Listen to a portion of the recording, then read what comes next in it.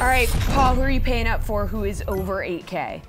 Well, Jesse, last week when this turn came up, I was on Zach Greinke, and the other guys panned me for that. It worked out very well, if I recall. And I like him again tonight at $8,100 against the Royals.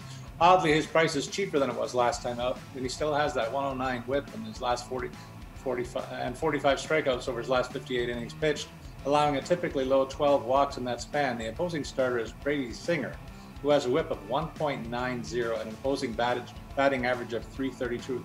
That'll get you in the Hall of Fame over his last 10 starts.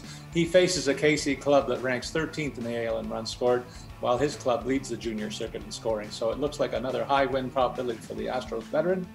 If you want to pay up, I like the call on Charlie Morton at $9,700 as he's limited opponents to a 206 batting average and 107 whip over his last 53 innings pitched. I also like his 62 strikeouts against only 18 walks and 5 homers allowed in that stretch too. Miami's offense is second from the bottom in runs scored in the NL. The Marlins will start Jesus Lazard, who's been blitzed for 15 runs over his last 14 and 2/3 innings pitched since a recent move to the starting rotation for him. He's allowed 28 base runners in those 3 outings. That's not a good sample at all. The win probability is justifiably very high for the visitors here. All right, Erik, what about you? Who are you paying up for at pitcher? Yeah, I guess I'm going to confirm Matt's notion that Charlie Morton might be pretty popular here because he's my top guy as well. He faces a Marlins team that struck out the second highest rate since the All-Star break and has been 23rd by WRC+, and he's doing so at Predatory Loan Company Park, or whatever that place is called now, one of the more pitcher-friendly parks in the league. He's been on a great run over his last 7 starts, 2.57 ERA.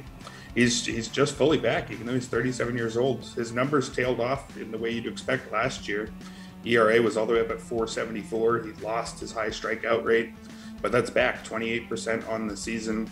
He's got his ground balls back too, up at 48%. They were down under 42% last season. So he's got a several-year track record, minus last year, of being one of the better pitchers in the league. And he's got one of the best possible matchups in one of the best possible parks. So he's definitely, I think, the best value.